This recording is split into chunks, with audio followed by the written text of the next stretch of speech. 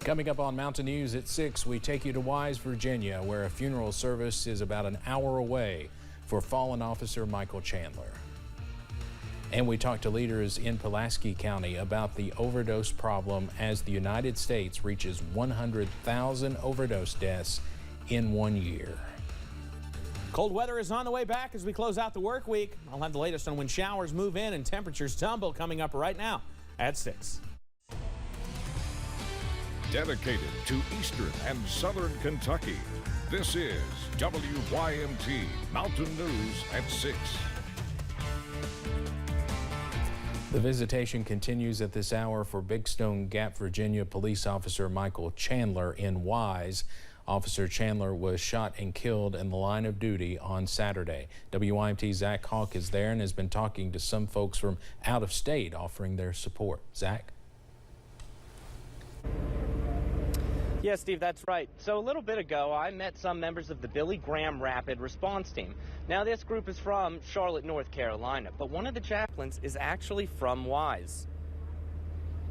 The team attends services and situations across the nation, responding to man-made and natural disasters. Today, and at other police-involved incidents, they send former law enforcement officers to help the grieving family and community. The chaplain I spoke to isn't just from Wise. He has local law enforcement in his family and told me he is honored to be here helping people. Our job is to reach out to every level of those who are hurting, and our whole goal is to help them reestablish peace in their lives. I also want to add that we have seen an absolutely tremendous show of support from the community for Officer Chandler and his family. Hundreds of people have come to pay their respects since the doors opened at 3. Live in Wise, Zach Hawk, WYMT Mountain News. Now back to you, Steve. Zach, thank you very much. And Zach will be staying there for the funeral service coming up beginning at 7 o'clock, and we'll have that tonight at 11. We expect to hear from numerous speakers, including the incoming Lieutenant Governor in Virginia and incoming Attorney General, along with several local officials. It's an alarming number. The United States saw 100,000 drug overdose deaths in a 1-year period after the pandemic started. What's more, Kentucky experienced a 54% increase during the same period. Several organizations in Kentucky are focused on prevention and recovery. WYMT's Phil Pendleton spoke to them about their efforts.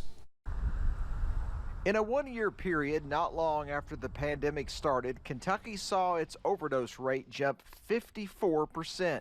Just makes you sick to your stomach, makes you angry, because this is such a preventable disease. Nancy Hale is the president of Operation Unite, a drug treatment, education, and enforcement organization. Her nephew was one of those who died, and like so many others, fentanyl gets a lot of the blame. He thought that he was going to be using Percocet 30, and instead it was laced with fentanyl, and it took his life immediately. The drug is being blamed for the sharp increase in deaths. Kentucky experienced 800 more overdose deaths from April 2020 to April of this year than it saw in the previous year. And one of the things I know for sure is there's never been a more deadly time in the history of society for someone to be in addiction. Brown is with Addiction Recovery Care and says the good news is that there is a solution. I believe we know what works. We know that immediate access to individualized treatment works. Sometimes I feel like now, because of fentanyl, that our backs are against the wall again. And, you know, we've forgotten about the prevention piece. And so we need to get that horse back in front of the cart. Hale says Operation Unite focused on prevention 18 years ago and needs to do so again. Phil Pendleton, WYMT Mountain News. Addiction Recovery Care has a number of online help seminars that are especially helpful during the holidays, which can be a rough time. You can find more information about ARC on WYMT.com. The Rowan County Sheriff's Office is investigating possible threats at the county's high school, and a national advocacy group is calling on the Rowan County School District to take action. This comes after students reported racist threats circulating on social media. This afternoon, leaders of the Kentucky chapter of the Council on American Islamic Relations asked the district to do more to keep students safe. Some parents have pulled their students out of the school due to the threats. Parents tell us This is not the first incident either. The Rowan County Sheriff's Office says no credible threat was found. An anonymous Snapchat was put out saying that they would jump the minorities. They were going to get jumped, and this Monday. Something has to be done. Something has to be done because the threat of bodily harm or death is serious. And for them to say that that's not a credible threat, they should even move just in case. We reached out to the Rowan County School District Superintendent for comment. He did not provide a response.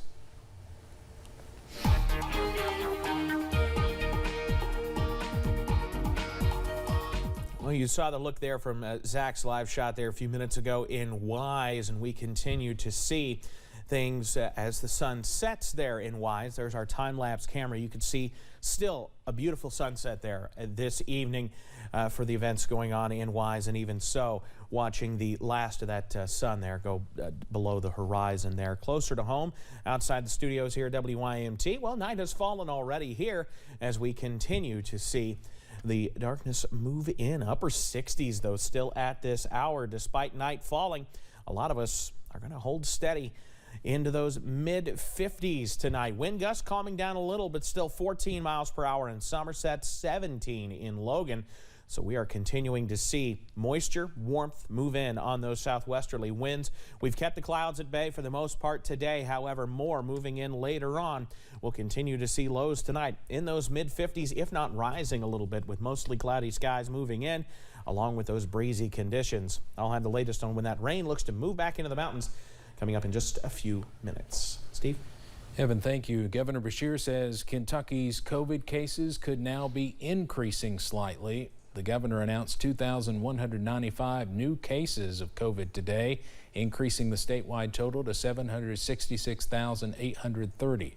There were 36 new deaths, bringing the death toll now to 10,354. The positivity rate is near 6.25%. Governor Beshear signed an executive order today authorizing booster shots for all Kentucky adults. The governor says it's more important than ever right now, not just to be vaccinated, but for folks to get the booster, especially as we head into the holidays.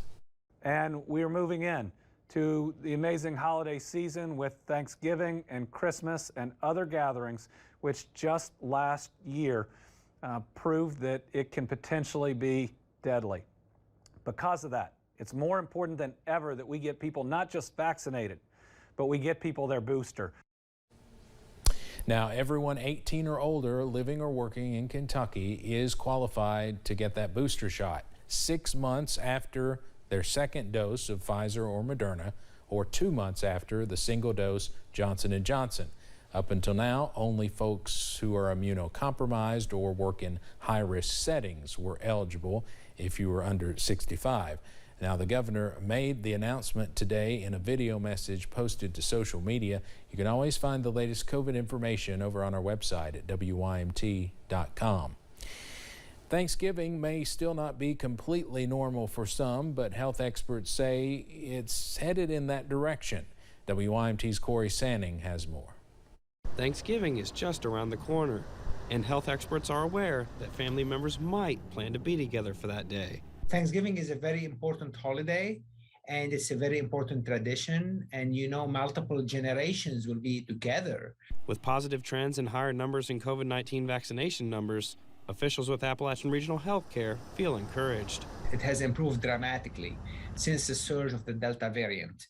We are seeing more people getting vaccinated, more people asking about the vaccine, more people willing to take the vaccine. Dr. Ferris Cotter says gatherings are fine if everyone is fully vaccinated, encouraging a mask if not. He also says he hopes vaccine debate will not carry its way over to the dinner table. People are more understanding between each other, between family members.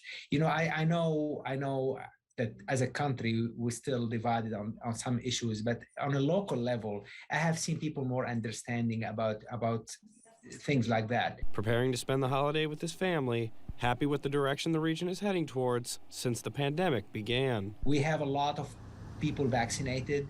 We know a lot about the disease. We are in a better place for sure. We're not to the finish line yet, but we are in a better place compared to last year. Hoping to keep everyone safe this holiday season. In Hazard, Corey Sanning, WYMT Mountain News. Dr. Cotter says the hospital is still seeing positive cases, but numbers have decreased significantly. An important message from the Office of Highway Safety for those planning to travel this Thanksgiving holiday: buckle up and put the phone down, is what officials are saying to help prevent crashes, injuries, and deaths. The Office of Highway Safety reports that in the state of Kentucky each year, distracted driving results in more than 50,000 crashes, more than 15,000 injuries, and around 200 deaths. Officials also want to stress the importance of wearing a seatbelt. Their report says more than half of those killed in car crashes were not wearing one. 4 mountain schools will be traveling to Western Kentucky University this week to compete in the Kentucky Theater Association State Conference. WYMT's Jade Saylor spoke with 2 of those schools' theater directors about what it means to their school and the region to compete at this level. If you're unaware of what the KTA State Conference is, it's kind of a big deal. This is the Sweet 16 for theater. It's a 2-day festival of performances of the best drama programs of the state. You owe me an explanation is what you owe. With 4 mountain schools traveling to Bowling Green for the competition, Perry Central is taking a touch of home with them in their performance. Performing the Bell Witch is just kind of neat because it lets our Appalachian attitudes and accents still be part of the show. KTA establishes a top 10 at state, and the goal for these mountain schools is to be in that category. We just hope that we come back with representing our school well and our region well, and we're just going to have a good time doing so. After COVID took the last state conference away, Clay County Theater Director Donnie Stevens says he thinks it's just as important for these kids to be together with other people that understand the importance of what they are doing. We kind of are looked at as a black eye sometimes, and there's an awful lot of great things going on in Eastern Kentucky, and this is one of them. These schools are excited to represent Eastern Kentucky at the state level and make everyone back home proud. It empowers them, and this is life-changing stuff. This is things that can take a kid's life path and just make it totally different. Perry Central and Clay County will be joined by Whitley County and McCreary Central High School at the state competition. Jade Saylor, WYMT Mountain News. This is the first time 4 schools from this region have made it to the state conference in many years. The competition will take place on November 19th and 20th. Conway Twitty and Loretta Lynn built quite the fan base throughout their years as country music sensations, and their grandchildren want to keep that flame burning. Taylor Lynn and Trey Twitty have been celebrating their grandparents with tribute shows for years, and they are bringing that energy to the Appalachian Center for the Arts in Pikeville this weekend, sharing songs and stories to keep the Twitty-Lynn legacy alive. We're not trying to be our grandparents, basically. We're just telling the stories of what it was like being their grandkids and what it was like, what they were like as friends. Yeah. So it's not like we're who we are, paying tribute to them. We're not trying to be them. Yeah. So I would like to be them. The duo hits the stage for 2 nights at the App, Friday and Saturday at 7:30 p.m. A group in Floyd County are playing a popular tabletop role-playing game, and all for a good cause. A group of friends, also known as the Extra Nerdy Gentlemen, have been playing the popular game Dungeons & Dragons for some time together. Recently, the group embarked on a new campaign in their very own world, all to raise funds for the Children's Miracle Network hospitals. The group participated in an 8-hour live stream and brought in a sizable amount of donations to help their cause.